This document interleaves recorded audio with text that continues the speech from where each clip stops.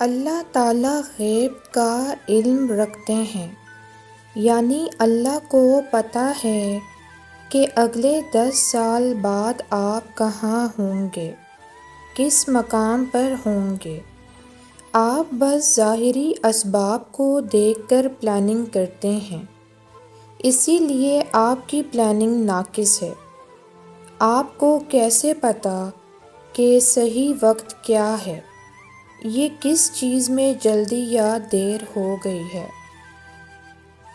اور اللہ تو جسے چاہتا ہے اپنی رحمت سے خاص کر لیتا ہے۔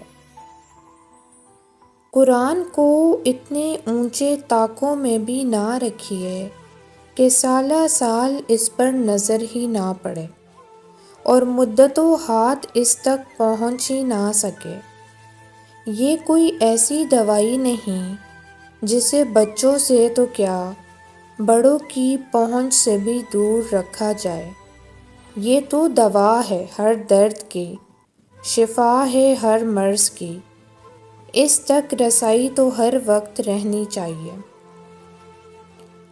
اللہ اس لیے رحم نہیں کرتا کہ ہم لوگ قابل ترس ہیں، بلکہ اس لیے کہ وہ خود اتنا رحیم ہے کہ وہ ہر دفعہ ہمیں معاف کر دیتا ہے۔ ہمیں اکثر لگتا ہے کہ ہم صبر والے ہیں، مگر اگر کوئی ہمارے سامنے ایسی بات کر دے جو ہمیں پسند نہ ہو تو فوراً ہمیں غصہ آ جاتا ہے اور ہم جواب میں کچھ نہ کچھ بول دیتے ہیں۔ اس وقت ہم بے صبری کرتے ہیں۔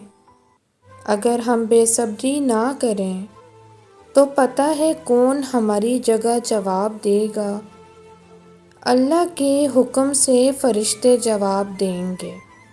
اس لیے آپ کو کسی کو جواب دینے کی ضرورت نہیں ہے۔ فرمان آخری نبی صلی اللہ علیہ وآلہ وسلم ہے، جب بندہ بیمار ہوتا ہے یا سفر کی حالت میں ہوتا ہے اور اپنے معمول کی نیکیاں نہ کر پائے، تب بھی اس کے لیے وہ عمل لکھ دیے جاتے ہیں جو وہ اپنے گھر میں حالت صحت میں کیا کرتا تھا۔ طوفان نوح سے کعبہ کیسے محفوظ رہا؟ حضرت سیدنا نوح نجی اللہ کے زمانے تک یہی کعبہ برقرار رہا۔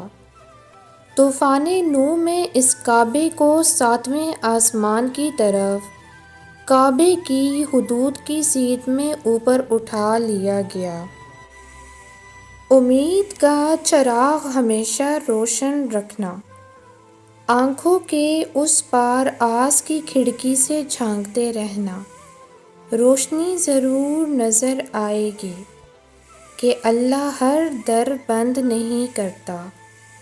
کھڑکی کے اس پار کچھ تو ہے جو بس آپ کے لیے ہے۔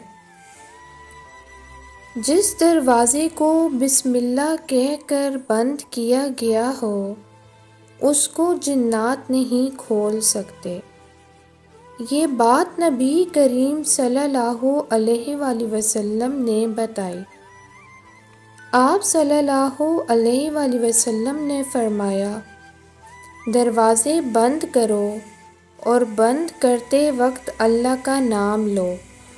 شیطان ایسا دروازہ نہیں کھول سکتا جو اللہ کے نام پر بند کر دیا گیا ہو۔ اس کو ابو داؤد، احمد ابن حیان اور حاکم نے صحیح سند سے روایت کیا ہے۔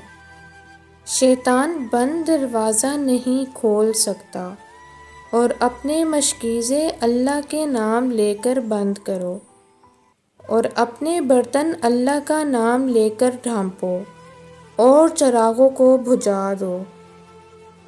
ابو ہریرہ رضی اللہ عنہ سے روایت ہے، رسول اللہ صلی اللہ علیہ وآلہ وسلم نے فرمایا، ایک شخص کہیں جا رہا تھا، راستے میں اس نے کانٹوں کی بھری ہوئی ایک ٹہنی دیکھی، بس اسے راستے سے دور کر دیا۔ اللہ تعالیٰ اس کے عمل پر راضی ہو گیا اور اس کی بخشش کر دی۔ رسول اللہ صلی اللہ علیہ وآلہ وسلم نے فرمایا، میری امت کے لوگ وضو کے نشانات کی وجہ سے قیامت کے دن سفید پیشانی اور سفید ہاتھ پاؤں والوں کی شکل میں بلائے جائیں گے، تو تم میں سے جو کوئی اپنی چمک بڑھانا چاہتا ہے تو وہ بڑھا لے، یعنی وضو اچھی طرح سے کر لے۔ بعض دفعہ اولاد انسان کے لیے نعمت سے زیادہ ایک ٹارچر بن جاتی ہے، ٹو وے ٹارچر۔ وہ آپ کو کچھ کہیں تو آپ کو تکلیف ہوتی ہے، آپ ان کو کچھ کہیں تو بھی آپ کو ہی تکلیف ہوتی ہے، اور وجہ صرف یہ ہے کہ آپ نے انہیں پیدا کیا ہوتا ہے، انہوں نے آپ کو نہیں۔ وہ آپ کو چھوڑ سکتے ہیں، آپ ان کو نہیں۔ اپنے چھوٹے چھوٹے بچوں کو اپنی زندگی کے سارے دکھڑے مت بیان کیا کریں، وہ آپ کے نہیں، آپ ان کے بزرگ ہیں۔ قوم کے اندر ذہنی بیماریوں کی پہلی بنیاد مائیں خود ڈال رہی ہیں۔ کہتے ہیں کہ معاشرے کی تمام برائیوں کی ذمہ دار عورت ہے، کیونکہ وہ اولاد کی اچھی پرورش نہیں کرتی، لیکن کہنے والے یہ بھول جاتے ہیں کہ جب اولاد کی تربیت کا وقت ہوتا ہے، اس وقت اس اکیلی عورت سے گدھے کی طرح کام لیا جاتا ہے، سوائے اولاد کی تربیت کے۔ افسوس! گناہ تنہائی مانگتے ہیں، خاموشی مانگتے ہیں۔ اگر انسان گناہ کے وار سے اپنی زخمی ہوتی روح کی چیخ و پکار سن لے تو تڑپ اٹھے، گناہوں کے رجسٹر پر کاتبین کے تیزی سے چلتے قلم کی آواز سن لے تو دہشت سے کانپ اٹھے، بوقت گناہ شیطان کو اپنے اتنا قریب دیکھ لے تو ہوش کھو بیٹھے، مگر افسوس وہ ان سب سے بے خبر گناہ کرتا چلا جاتا ہے۔ جو چیزیں آپ کا دل توڑ دیتی ہیں، وہی چیزیں آپ کی آنکھیں کھولتی ہیں۔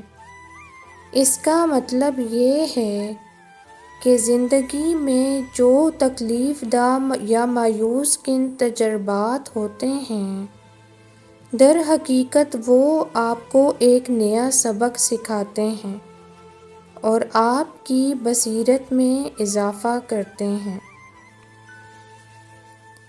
انسان کو کمانا چاہیے اور بہت سارا کمانا چاہیے، کہ بقا کے لیے ضروری ہے، لیکن انسان کو زندگی میں ایک انسان بھی کما لینا چاہیے جو آپ کی ایک آواز پر آپ کے ساتھ کھڑا ہو، ہر غم کی ساتھ کو گزارنے کے لیے، ہر خوشی کا حق ادا کرنے کے واسطے، کیونکہ رفیق کا کاندھا دل ہوتا ہے۔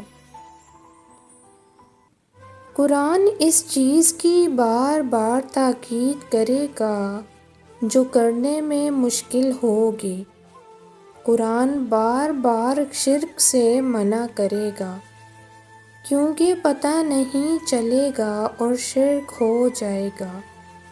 کیوں کہا کہ والدین کے ساتھ احسان کرو، کیونکہ ہر وقت والدین کے ساتھ احسان کرنا ہمارے لیے مشکل ہوتا ہے۔